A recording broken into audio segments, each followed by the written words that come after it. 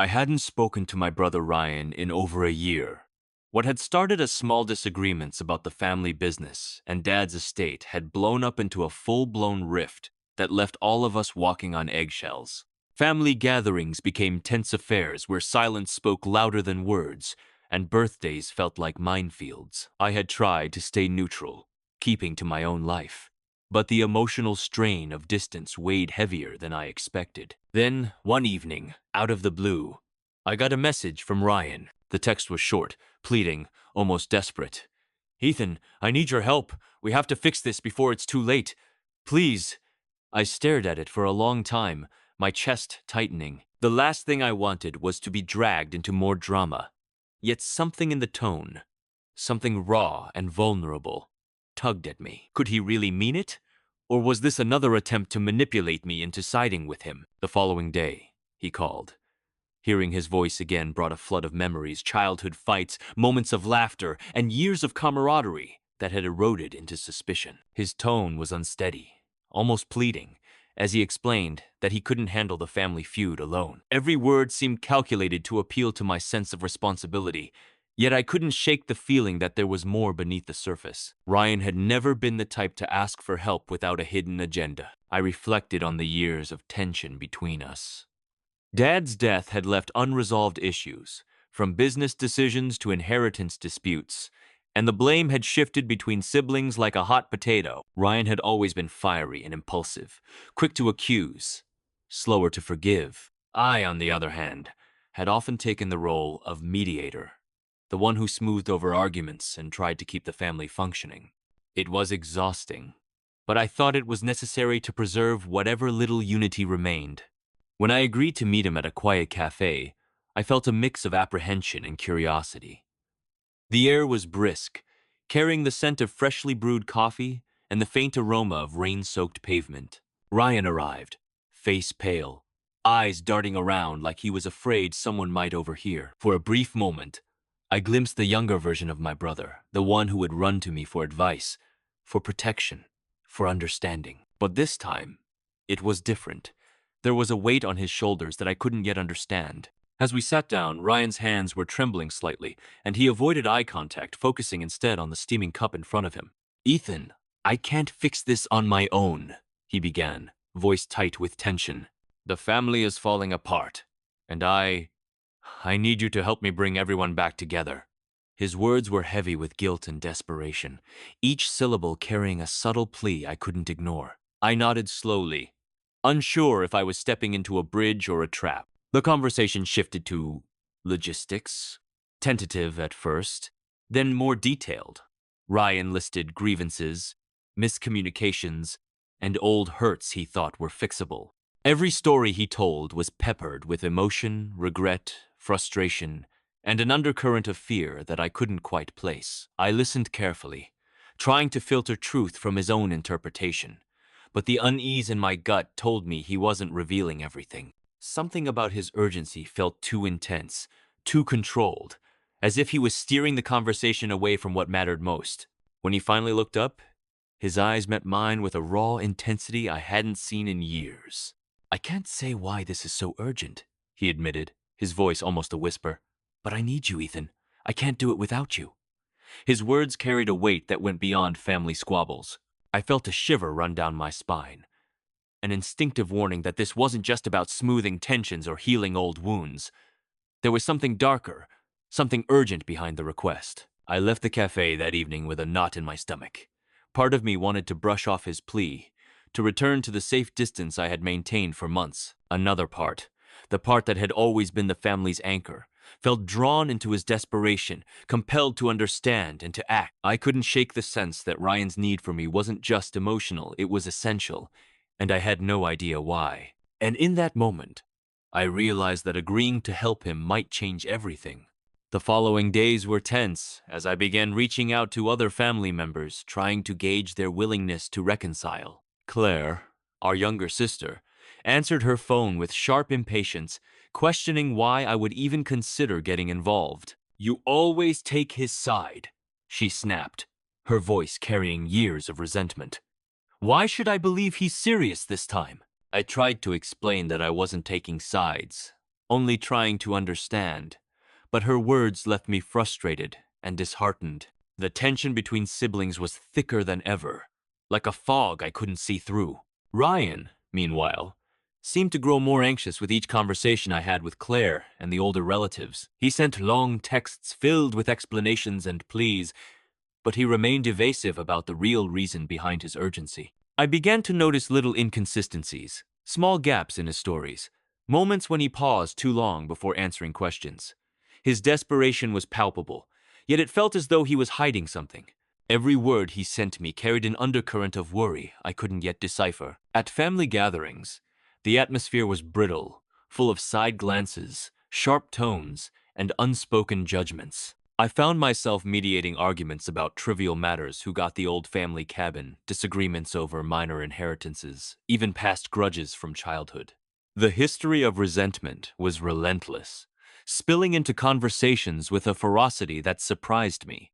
It was exhausting to stay neutral, but I knew the family would collapse completely if I chose to pick a side. Late one evening, I received a text from Ryan that was different from the others. It was short, cryptic, and insistent. "Ethan, please, I can't do this without you. Trust me on this."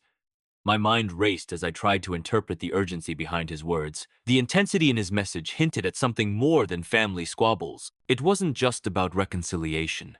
It felt as if his entire well-being, or perhaps even something more consequential, depended on my involvement. I began paying closer attention to Ryan's behavior during our brief meetings. He seemed distracted, constantly checking his phone, muttering under his breath, and sometimes staring off into the distance with a look of fear I didn't recognize. These weren't the behaviors of someone simply trying to heal family wounds. Something else was at play, and I could sense it, though he refused to speak openly. The combination of his urgency and secrecy made my chest tighten with unease. Claire's suspicion didn't ease either.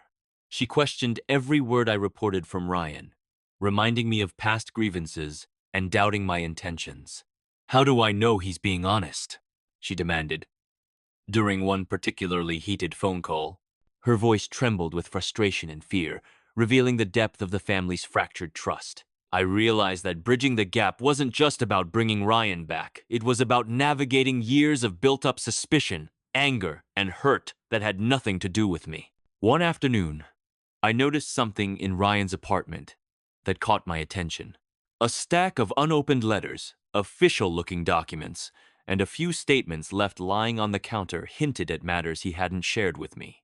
My curiosity was piqued, and a gnawing suspicion settled in my chest. There was a reason for his desperation, and it wasn't simply about family harmony. Whatever he was hiding, it was urgent, and the weight of it pressed heavily on me. I confronted Ryan gently that evening, asking if there was something he needed to tell me. He flinched, avoided my gaze, and gave a vague answer about personal matters, and not wanting to worry me. I could feel his tension radiating in the room, a mixture of fear and shame.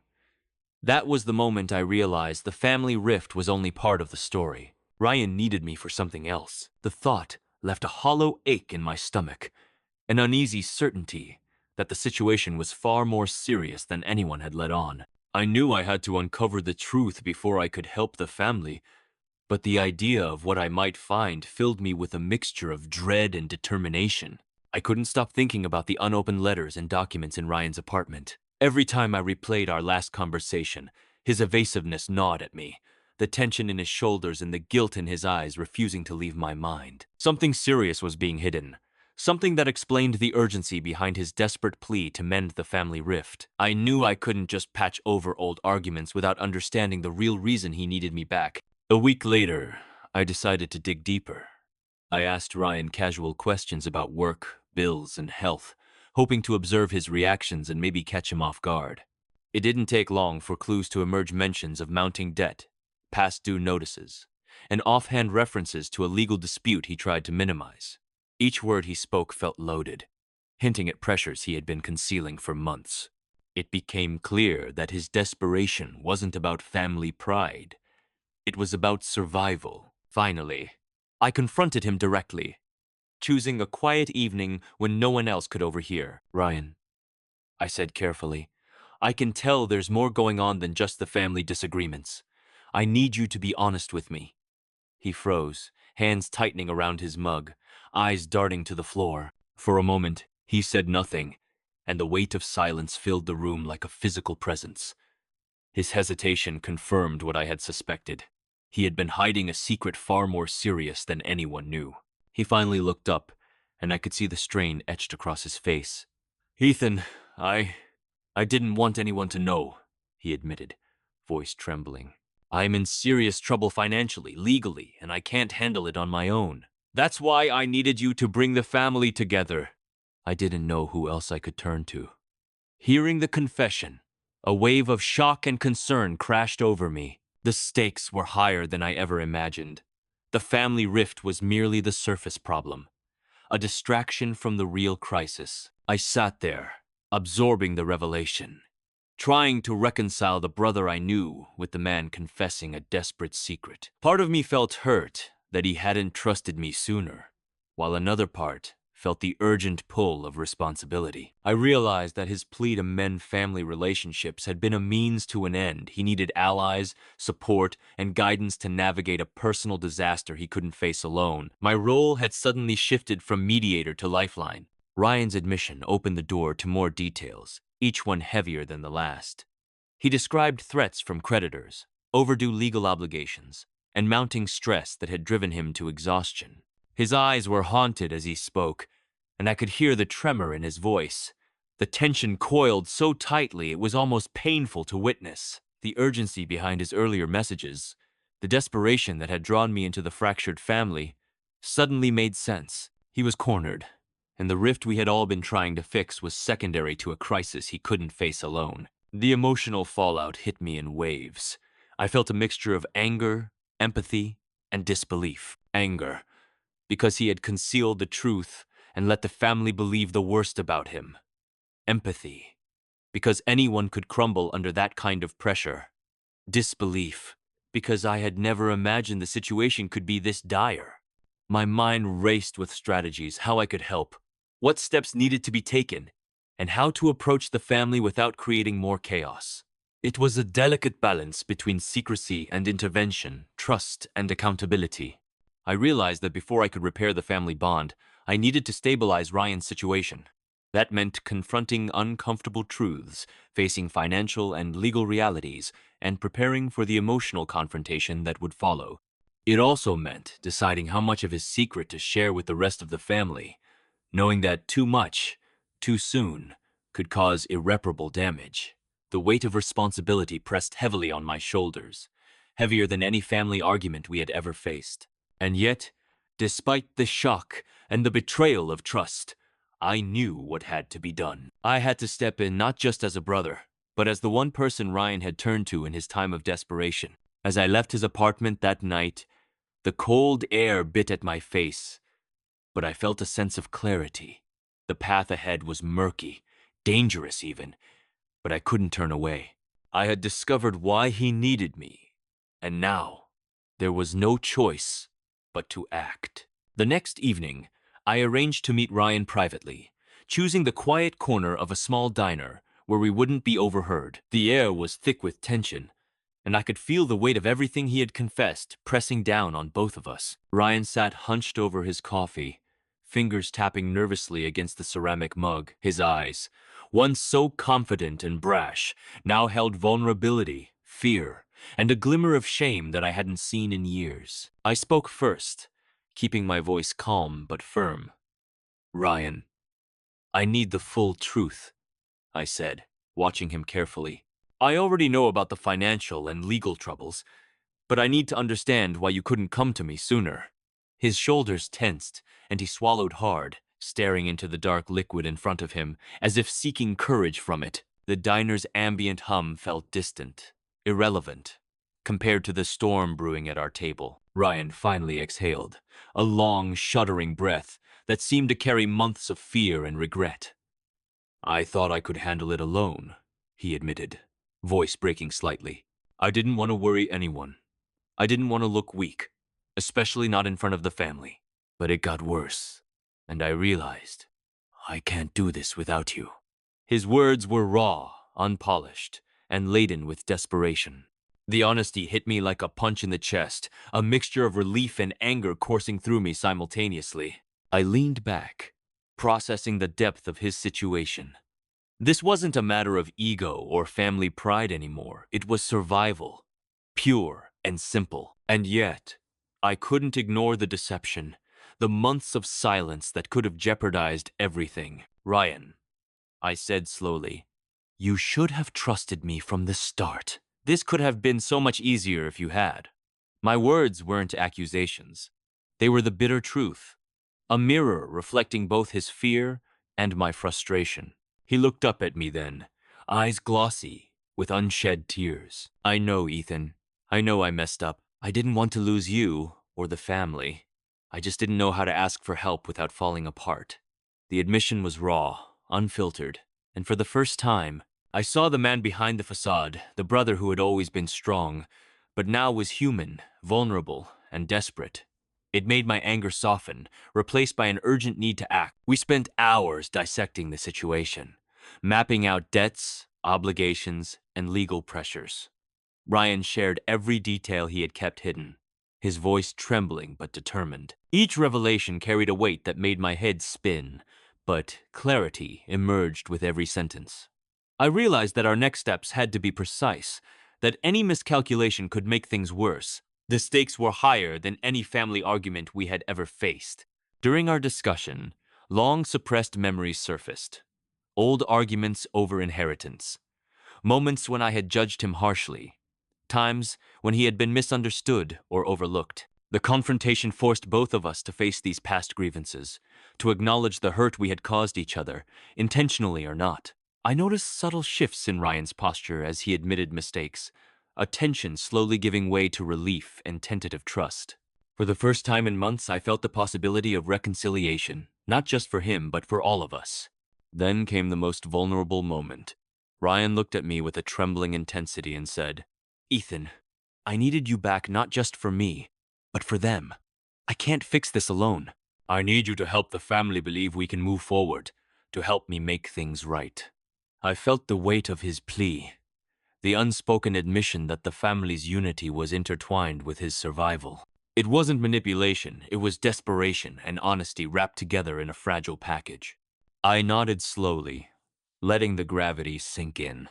I realized that this confrontation wasn't about blame, it was about truth, accountability, and the courage to act before it was too late. As we left the diner, the night air felt sharp against my skin, carrying both the chill of uncertainty and the first stirrings of hope. The confrontation had stripped away pretenses, exposing fear, regret, and the deep need for connection. I understood that what came next would require patience, honesty, and unwavering determination. And despite the emotional exhaustion, I felt ready to face whatever challenges lay ahead for Ryan and for the family. Over the next few days, I worked closely with Ryan to untangle the mess he had been hiding. We went through bills, legal notices, and documents he had avoided for months, each step revealing the full scope of the crisis. I could feel the tension ease slightly with every problem we tackled, but the weight of secrecy and past misunderstandings lingered like a shadow over us. It wasn't just about fixing finances or legal issues, it was about rebuilding trust, both between us and with the rest of the family. I knew the next step had to involve the family, though I dreaded the reactions we might face. Claire and our older relatives had been deeply hurt by months of silence, misunderstanding, and grudges that had festered over years. I planned carefully, arranging a family meeting where honesty would be our only currency. Ryan was hesitant at first, ashamed of what he would have to admit. But I reminded him that transparency was the only way to rebuild the fractured bonds. The day of the meeting, I watched Ryan closely as he entered the living room, surrounded by wary family members. Their faces were tight with skepticism, each glare and side glance speaking volumes of past resentment. I gave Ryan a small, encouraging nod, signaling that it was time to lay everything bare. With a deep breath, he began to speak, his voice unsteady but sincere, revealing the financial troubles, the legal threats, and the overwhelming fear he had carried in silence. Shock rippled through the room as the family absorbed the truth. Questions came quickly, voices rising and falling with disbelief and concern. Claire's eyes widened as she listened, her anger mixing with a growing sense of empathy. The older relatives leaned in, their skepticism softening as they realized the urgency of the situation. For the first time in months, the invisible barriers of resentment began to crack, giving way to cautious understanding. I watched Ryan answer questions honestly, no longer hiding behind excuses or half-truths. Each confession was a small act of courage, and I could see the relief slowly replacing shame on his face. It was difficult. Emotions flared, tears were shed, and long-held grievances were voiced, but the conversation was cathartic. The family, for the first time in a long while, was communicating with honesty rather than suspicion, and I could sense a fragile thread of unity beginning to form. By the evening's end, we had a plan. Ryan would seek professional help for his financial and legal issues, while the family agreed to support him in practical ways. Apologies were offered, grudges acknowledged, and promises made to communicate more openly moving forward. The room, once heavy with tension and bitterness, now carried an energy of tentative hope. I realized that this resolution, though far from perfect, was a victory in its own right. Proof that honesty and accountability could mend even the deepest rifts. In the quiet aftermath, I spoke with Ryan privately, letting him know that while the family would help, he needed to maintain responsibility for his actions. His shoulders relaxed for the first time in months, a mixture of relief and gratitude in his expression. "Thank you, Ethan," he said quietly. "I don't know what I would have done without you." His words struck me deeply, not because of the praise, but because they acknowledged the bond we shared, one that had survived fear, deception, and distance. The days that followed were still challenging, but the atmosphere in the family began to shift subtly yet undeniably. Laughter returned in small doses, conversations grew less tense, and the lingering suspicions slowly dissipated. The crisis had forced a reckoning, compelling each of us to confront our own mistakes and fears. More importantly, it reminded us that family isn't just about blood, it's about trust, support, and the courage to face hard truths together. And in that reflection, I understood the real reason Ryan had needed me back. It wasn't just about fixing old arguments or reconciling differences. It was about survival, connection, and the willingness to confront difficult truths with someone you trust. I felt a sense of closure and clarity as I looked around the room at the family, imperfect, but united in a fragile, renewed bond. The rift that had once threatened to tear us apart had been transformed into a bridge built on honesty, accountability, and the courage to face reality. For the first time in a long while, I felt hope not just for Ryan, but for the family as a whole, and for the knowledge that sometimes showing up for someone can change everything.